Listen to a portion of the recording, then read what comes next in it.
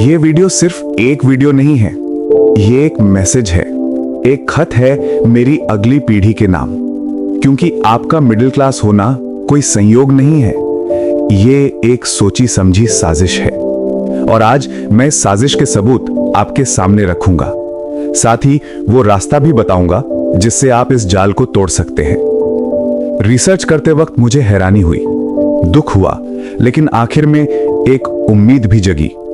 इस वीडियो को देखने के दौरान आपको जितना गुस्सा आएगा जब आपको पता चलेगा कि कैसे आपको गरीब रखने के लिए आपका ब्रेन वॉश किया गया, वीडियो के अंत में आपको उतनी ही खुशी भी होगी, क्योंकि आप बन सकते हैं अपने परिवार की वो पहली पीढ़ी जो इस मिडिल क्लास ट्रैप को तोड़ेगी। एक चेतावनी, इस वीडियो में कड़वे सच हैं। अगर आपकी जेब हल्की है तो मुझ पर गुस्सा करने की बजाय उस गुस्से को अपने काम में लगाइए। शुक्रिया। एक मिडिल क्लास इंसान वो चीज खरीदेगा जिसकी उसे जरूरत नहीं, उस पैसे से जो उसके पास है भी नहीं, यानी लोन लेकर, और उन लोगों को इंप्रेस करने के लिए जिन्हें इससे कोई फर्क नहीं पड़ता। और फिर उस लोन को चुकाने के लिए वो अपनी पूरी जिंदगी एक ऐसी नौकरी में झोंक देगा जिससे उसे नफरत है। यह है मिडिल क्लास ट्रैप का कड़वा सच। मिडिल क्लास इंसान सिर्फ जीएसटी इनकम टैक्स ही नहीं भरता, वो एक और सबसे बड़ा टैक्स भरता है, दिखावे का टैक्स, रिश्तेदारों और दुनिया को दिखाने का टैक्स। पैसा समय की तरह होता है, बर्बाद करते वक्त पता नहीं चलता, लेकिन हिसाब लगाते वक्त यकीन नहीं होता कि अरे इतना खर्च हो गया। तो चलिए अब बात करते हैं उन 4 मुख्य कारणों की जिनकी वजह से लोग इस ट्रैप में फंसे रह जाते हैं और कभी बाहर नहीं निकल पाते।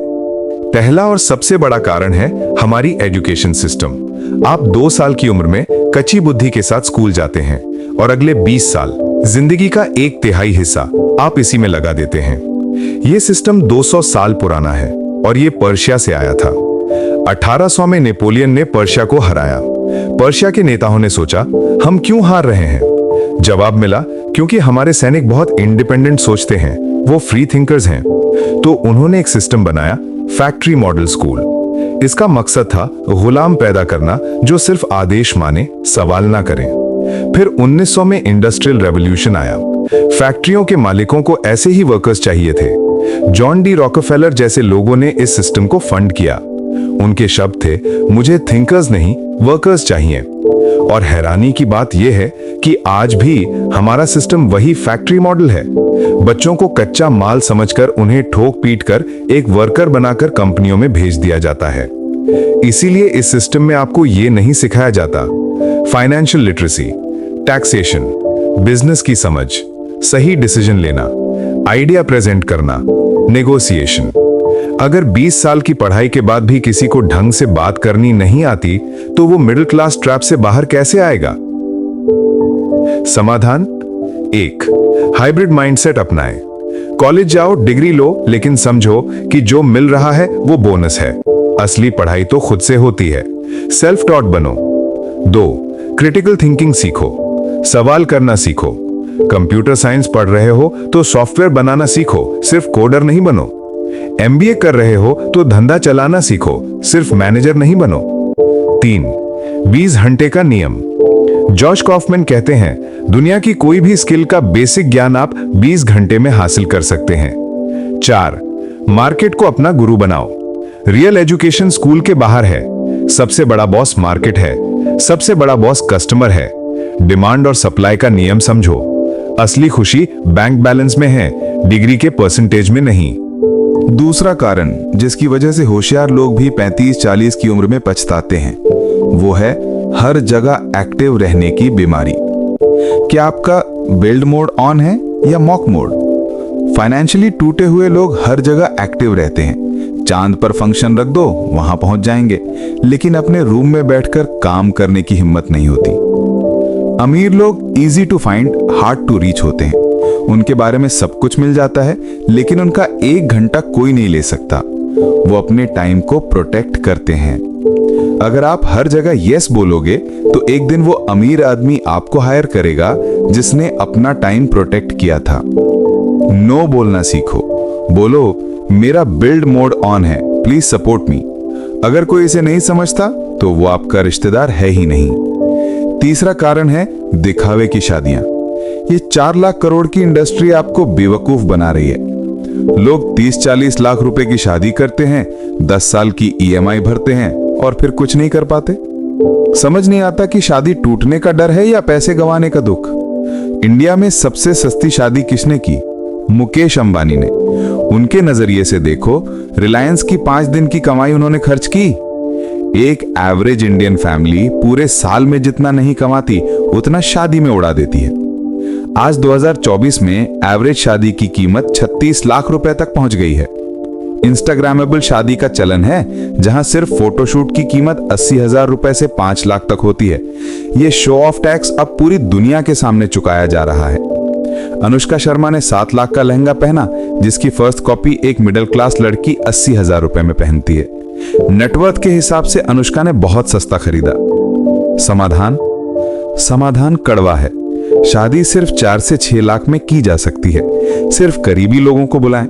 माँ बाप बचा हुआ पैसा बच्चों को रिवॉर्ड के तौर पे दे सकते हैं। पहली सालगिरह पर 1 लाख, दूसरी पर 2 लाख या एक गाड़ी का इंतजाम कर सकते हैं। इससे रिश्ता मजबूत होगा और फाइनेंस पर बोझ नहीं पड़ेगा। चौथा और आखिरी कारण है ईएमआई की गुलामी।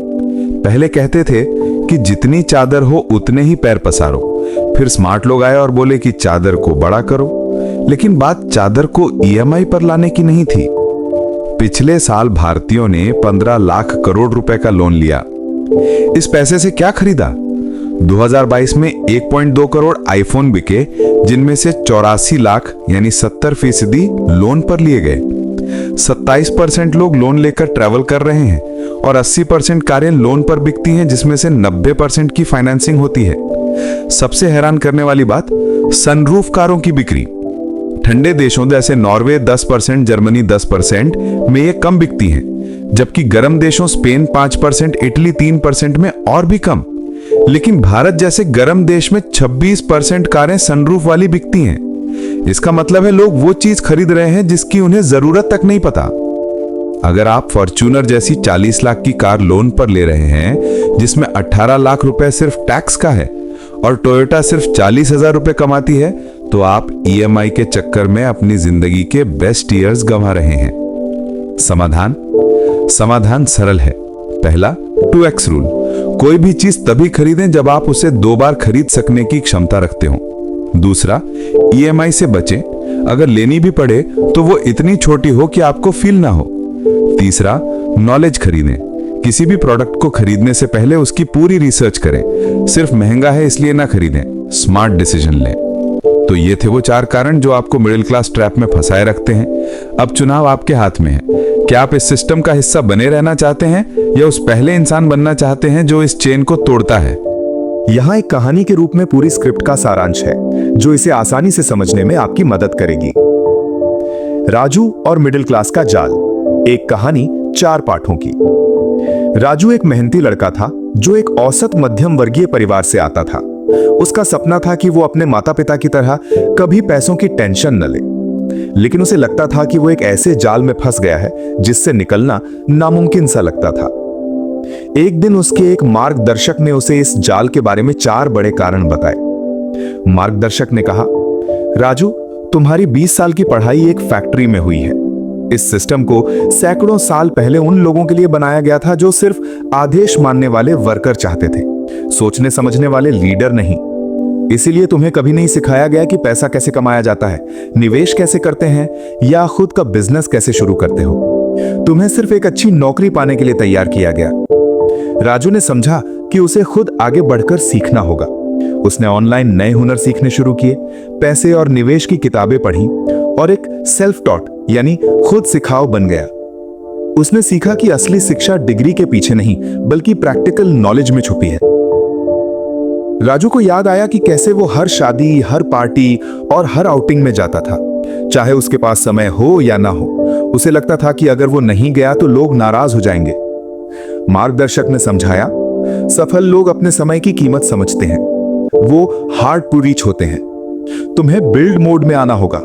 इसका मतलब है कि कभी कभी दोस्तों के साथ मौज मस्ती छोड़कर अपने लक्ष्य पर काम करना पड़ेगा। जो लोग तुम्हारी सफलता चाहते हैं वो इसे समझेंगे। बाकियों के लिए ना बोलना सीखो। राजू ने अपने लक्ष्यों के लिए समय निकालना शुरू किया। उसने दोस्तों को प्यार से समझाया कि अभी उसका फोकस अपने करियर पर है। असली दोस्तों ने उसका साथ दिया। राजू ने देखा कि उसके चचेरे भाई ने शादी के लिए इतना बड़ा लोन लिया कि अब वो और उसकी पत्नी सिर्फ लोन चुकाने में ही अपनी जिंदगी गुजार रहे हैं। उनकी शादी को इंस्टाग्राम पर सबसे शानदार बताया गया, लेकिन असल जिंदगी में तनाव ही तनाव था। मार्गदर्शक ने कहा, शादी प्यार का जश्न है, न कि बैंक को पैसे लौटाने की रेस का आगाज। एक छोटी, इंटीमेट और अपने बजट में शादी करो। बचे हुए पैसे से अपने नए संसार की नींव रखो। खुशहाल रिश्ते की कीमत महंगे लहंगे या बड़े हॉल से नहीं लगती। राजू ने तय किया कि जब उसकी शादी होगी तो वो एक साधारण, खूबसूरत और अपने साधनों के भीतर रहकर समारोह करेगा, ताकि शादी के बाद का जीवन तनाव मुक्त रहे। राजू ने अपने आसपास लोगों को नया फोन, नई कार और महंगी छुट्टियां लेते देखा। वो भी उन्हीं की तरह दिखना चाहता था। इस चक्कर में उसने भी एक महंगा फोन लोन पर खरीद लिया, जिसकी ईएमआई ने उसकी तनख्वाह का एक बड़ा हिस्सा खा लिया। मार्गदर्शक ने आखिरी पाठ दिया, मिडिल क्लास ट्रैप की सबसे बड़ी दीवार है ईएमआई। लोग उन चीजों की ईएमआई भरते हैं जिनकी उन्हें जरूरत नहीं होती, उन लोगों को इंप्रेस करने के लिए जिन्हें उनकी परवाह नहीं होती। एक सुनहरा नियम याद रखो, अगर तुम किसी चीज को 2 बार नहीं खरीद सकते तो उसे 1 बार भी मत खरीदो। पहले अपनी कमाई की शक्ति बढ़ाओ, फिर खर्च करो। राजू ने अपना बजट बनाया। उसने तय किया कि वो केवल वही चीजें खरीदेगा जो उसकी जरूरत है और जिन्हें वो आराम से अफोर्ड कर सकता है। उसने पैसे बचाने और निवेश करने शुरू किए। इन 4 पाठों को सीखकर राजू ने महसूस किया कि मिडिल क्लास ट्रैप कोई अभिशाप नहीं, बल्कि एक मानसिकता है। इससे बाहर निकलने का रास्ता सीखने में ही है। उसने खुद से वादा किया कि वो अपने परिवार की वो पहली पीढ़ी बनेगा जो इस जाल को तोड़ेगी और वास्तविक वित्तीय आजादी की ओर कदम बढ़ाएगी। कहानी का सार, शिक्षा प्रणाली आपको एक अच्छा कर्मचारी बनाती है, मालिक नहीं। हर जगह उपस्थिति आपके कीमती समय को बर्बाद करती है।